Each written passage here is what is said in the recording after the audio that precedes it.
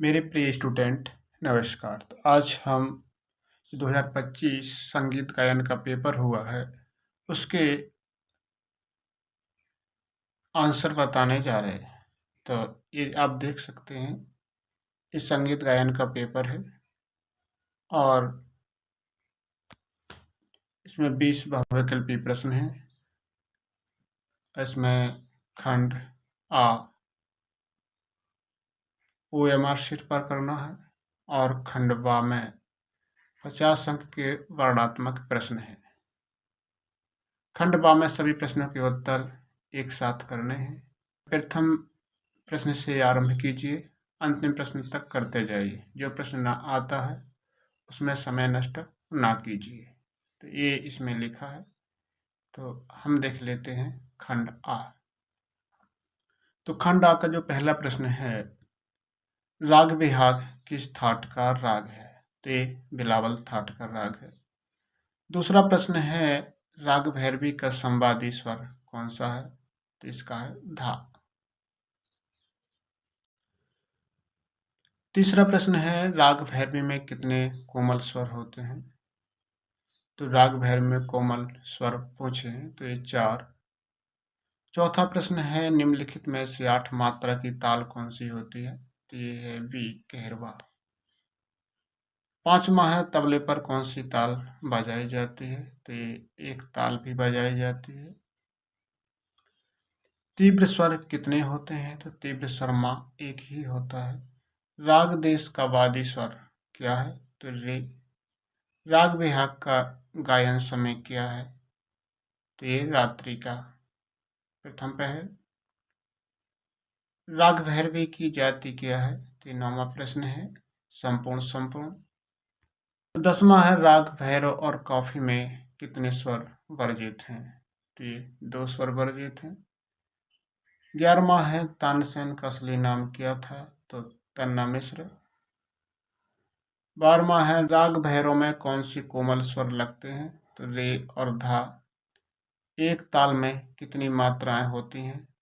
तो इसका B answer सही है, 12।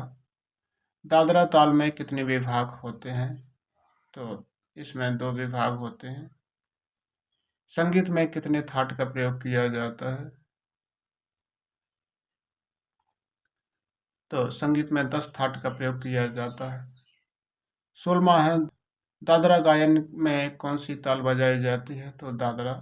इसका भी आंसर आप देख लें। 17वां है कि स्वरों के चढ़ते क्रम को क्या बोला जाता है? तो आरोह। 18वां है, ताली व खाली में किसका प्रयोग किया जाता है? तो ताल का। अब 19वां है, कोमल स्वर कितने होते हैं? तो कोमल स्वर 4 होते हैं। ठुमरी गायक में कौन सी शैली के अंतर्गत मानी जाती है? तो ये सभी शास्त्रीय संगीत की शैली होती है इसकी। इसका भी आंसर आप बुक से देख लें। अब है, ध्वनि किसे कहते हैं? तो पहला प्रश्न का उत्तर हम देख लेते हैं। तो ये ध्वनि है, जो कुछ हम सुनते हैं वह ध्वनि है। गायन की आवाज़ भी ध्वनि है। बालक की रोने की आवाज़ भी ध्वनि है। 2 ईंटों की टक्कर से जो आवाज़ उत्पन्न होती है वह भी ध्वनि है। कुछ ध्वनियों को हम सुनना पसंद करते हैं और कुछ को नहीं। संगीत का संबंध केवल उस ध्वनि से है जो मधुर होती है, जिसे हम सुनना चाहते हैं। संगीत में मधुर ध्वनि को ही नाद हम कहते हैं। ध्वनि की उत्पत्ति कंपन से होती है। जब किसी वाद्य यंत्र को बजाते हैं तो उसमें कंपन होता है, उससे ध्वनि उत्पन्न होती है, जैसे सितार है, गिटार है। दूसरा प्रश्न है, नाद एवं उसके प्रकार लिखिए। और तीसरा है, ठप्पा गायकी शैली का आविष्कार किसने किया?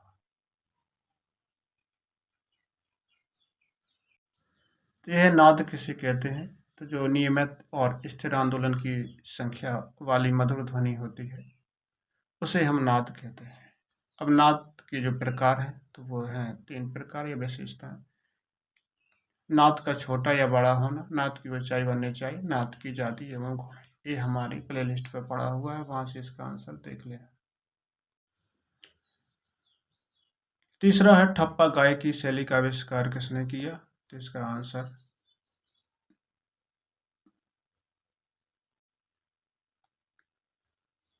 अब ये धमार शैली है तो किस वाद्य यंत्र पे बजाई जाती है, तो ये आप हमारी प्लेलिस्ट पे इसके आंसर पड़े हुए हैं। वर्तमान उत्तर भारतीय संस्कृति शास्त्रीय संगीत में कौन सी स्वरलिपि का प्रयोग होता है? और वर्जित स्वर किसे कहते हैं, तराना किसे कहते हैं? तो ये वर्जित स्वर भी हमारी प्लेलिस्ट पे पड़ा हुआ है, इसे हम देख लेते हैं। और 8वां प्रश्न है, ध्रुपद गायक शैली में कौन सी तालें बजाई जाती हैं? तो हम पहले तराना देखेंगे, फिर ध्रुपद शैली की तालों का प्रयोग देखेंगे। और जो ये क्वेश्चन है ये हमारी प्लेलिस्ट पे पड़े हुए हैं, वहाँ से आप देख लें। तो ये तराना है, ये तराना है। गीत के इस प्रकार में नोम तोम ता ना ना ना दिर दिर दानी ता दानी अली या लली आदि वर्ण होते हैं। तराना सभी रागों में तथा ख्याल के सभी तालों में गाया जाता है। तराना सभी तालों में गाया जाता है। मधुर लय की तराने की गति धीरे धीरे बढ़ाई जाती है और अधिकतम गति में पहुंचकर उसे समाप्त कर देते हैं। तराने का मुख्य उद्देश्य तैयारी, लयकारी और उच्चारण अभ्यास है। द्रुत लय का तराना गाने से वाणी में सफाई आ जाती है। तराना छोटे ख्याल के बाद गाते हैं। कुछ तराने विलंबित लय में भी पाए जाते हैं, लेकिन बहुत कम। कुछ तराने में कहीं कहीं तबला और पखावज के बोल भी रहते हैं। तराना की गायन शैली ख्याल के समान ही होती है। स्वर्गीय उस्ताद आमिर खां के मतानुसार तराना के शब्दों में भी अर्थ होता है। तो आप समझ गए होते हैं। अब ये ध्रुपद है, तो ध्रुपद में हम ये देख लेते हैं। एक प्रश्न पूछा गया है कि ध्रुपद किन तालों के साथ गाया बजाया जाता है। तो इसमें जो तानसेन थे और उनके गुरु हरिदास डागोर, नायक बैजू और गोपाल आदि ध्रुपद गाते थे। तो ये तो हो गए उनके। अब ये ध्रुपद में जो कौन सी तालें बजाई जाती हैं? ध्रुपद की तालें हैं ध्रुपद चार ताल, ब्रह्म ताल, सूल ताल, तीव्र ताल, मत ताल, शिखर ताल, पखावज आदि तालों में गाया जाता है। तो ये ताल पूछी गई थी, हम ताल हमने देख ली। इसमें चार तेल चार ताल का पूर्ण परिचय दीजिए, ठेका दीजिए। मियाँ तानसेन की जीवनी लिखिए। सप्तक कितने प्रकार के हैं, संक्षिप्त में लिखिए। ध्रुपद गायन शैली पर संक्षिप्त टिप्पणी लिखिए। तो ध्रुपद तो अभी हमने देख ही लिया। राग भैरवी का पूर्ण परिचय दीजिए। आरोह या अवरोह बताइए।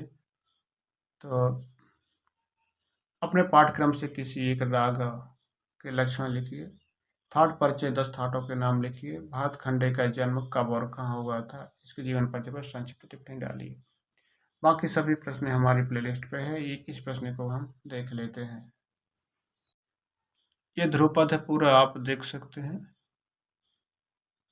इसको आप स्क्रीनशॉट लेकर के पढ़ सकते हैं।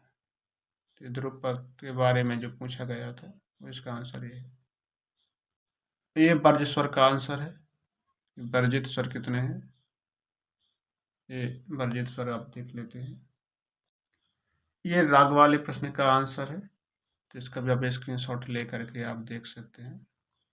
ये राग के लक्षण है।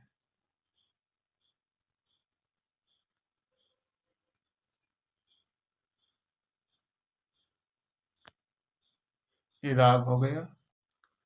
ये थाट वाला आंसर है, जिसमें थाट के लक्षण, थाट के प्रकार या पूछे गए हैं।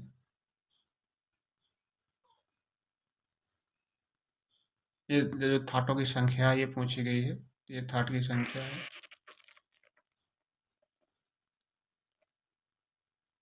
ये 10 थाटों की संख्या थी।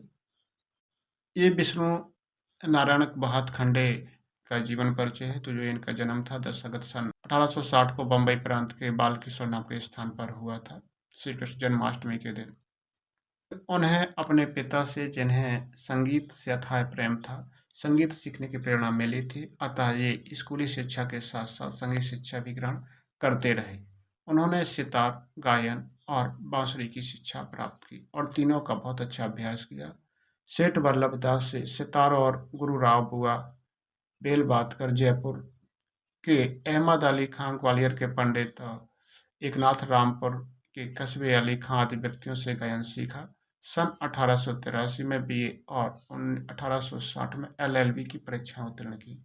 कुछ समय तक आप वकालत भी करते रहे, किंतु संगीत के महान प्रेमी का मन वकालत करने में नहीं लगा और वकालत छोड़कर ये संगीत की सेवा में लग गए। ये इनका जीवन परिचय था, ये इनका कार्य है।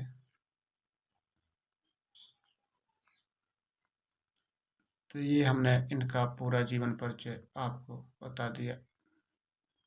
स्क्रीनशॉट ले करके आप पढ़ लें। इस लघुत्तरीय प्रश्न हमें 6 करने थे, तो हमने इनमें से सभी का उत्तर बता दिया, लेकिन इसमें तो 6 से ज़्यादा थे, तो आपको सिर्फ 6 ही करने हैं। खंड ये लघुत्तरीय प्रश्न आपको 6 प्रश्न ही करने हैं। अब जो दीर्घोत्तरीय प्रश्न है, इसमें एक ही प्रश्न करना है। नाद की परिभाषा, नाद की उत्पत्ति, जाति के प्रकार, राग, राग की उत्पत्ति और उसके लक्षण। तो राग वाला प्रश्न तो हमने बता ही दिया, जो फिर से देख लेते हैं। ये है राग वाला प्रश्न। कम से कम 5 और अधिक से अधिक 7 स्वरों की वह सुंदर रचना जो कानों को अच्छी लगती है। आजकल राग गायन ही प्रचार में है। अभिनव राग मंजरी के राग की परिभाषा इस प्रकार दी गई है। योऽयं ध्वनि विशेषस्तु स्वर वर्ण विभूषितः रंजको जनचित्तानां सा राग कथतु बुद्ध्या। अर्थात स्वर और वर्ण से विभूषित ध्वनि जो मनुष्य का मनोरंजन करे राग कहलाते हैं। जैसे राग के लक्षण, प्राचीन काल से राग के 10 लक्षण माने जाते हैं, जिनके नाम है ग्रह, अंश, न्यास, अपन्यास, साड़वत्व, ओड़वत्व, अल्पत्व, भावत्व, मंत्र और तार। इनमें से कुछ लक्षण आज भी परिवर्तित रूप में प्रयोग किए जाते हैं। आधुनिक समय में राग के निम्नलिखित लक्षण माने जाते हैं। जैसा कि बताया गया है कि जो आवाज कानों को अच्छी लगे वह राग कहलाती है। इसे राग की प्रथम लक्षण या विशेषता यह है कि प्रत्येक राग में रोचकता, रंजकता होनी चाहिए। दूसरा लक्षण है राग में कम से कम 5 और अधिक से अधिक 7 स्वर होने चाहिए। 5 स्वरों से कम का राग होता ही नहीं। तीसरा लक्षण है कि प्रत्येक राग को किसी न किसी थाट से उत्पन्न माना जाता है। जैसे राग भोपाली को कल्याण थाट से, राग बागेश्वरी को काफी थाट से उत्पन्न माना जाता है। किसी राग में षड्ज अर्थात सा कभी वर्जित नहीं होता, क्योंकि यह सप्तक का आधार होता है। 5वां है प्रत्येक राग में मा और पा से कम एक स्वर अवश्य रहना चाहिए।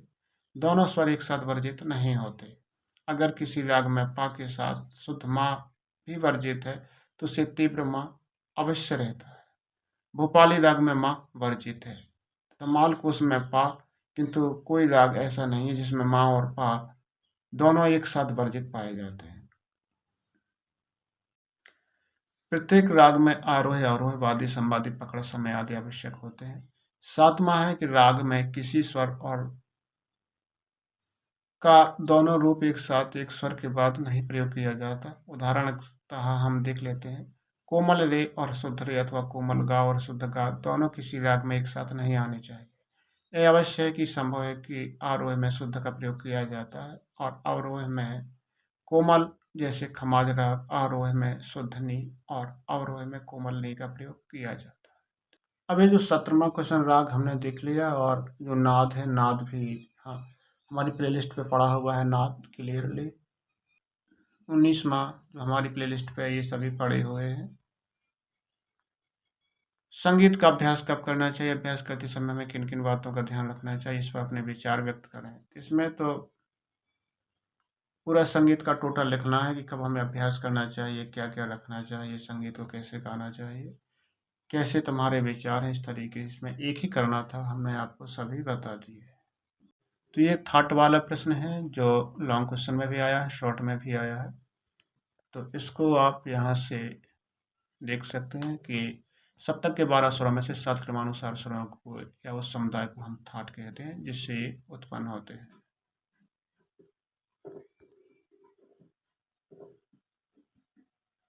थाट को मेल भी कहा जाता है। प्राचीन संस्कृत में ग्रंथों में मेल शब्द का प्रयोग ही किया जाता है। अभिनव राग मंजरी में कहा गया है कि मेल स्वर समूह शब्द, रंग, व्यंजन, शक्तिमान अर्थात स्वरों के उस समूह को मेल या थाट कहते हैं जिसमें राग उत्पन्न करने की शक्ति होती है। ये राग के ये थाट के लक्षण है।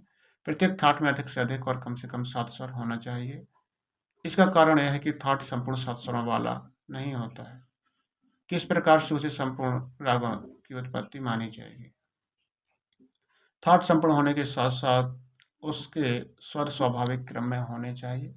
उदाहरण के लिए सा के बाद रे के बाद गा और मा के बाद पा, धा और नी आने चाहिए। यह बात दूसरी है कि थाट में किसी स्वर का शुद्ध रूप ना प्रयोग किया जाए बल्कि विकृत रूप प्रयोग किया जाए। उदाहरणतः भैरव थाट में कोमल, रेधा और कल्याण थाट में तीव्र मा स्वर का प्रयोग किया जाता है।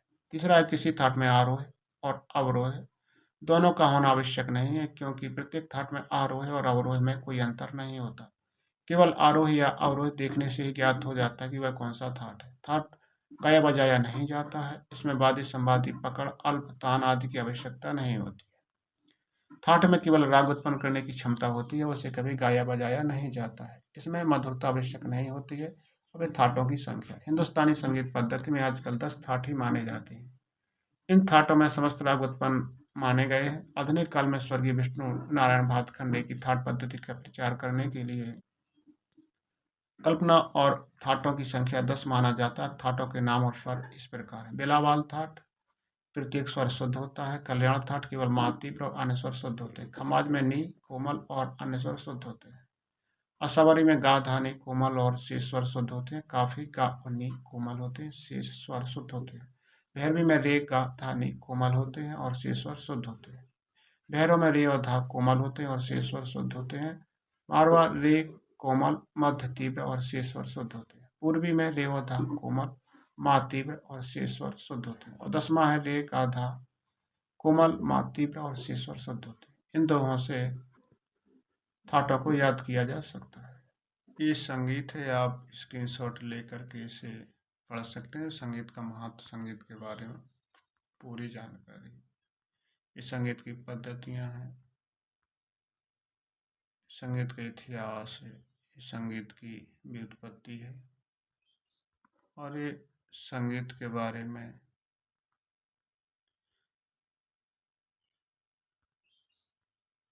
ये संगीत का वो है। तो आप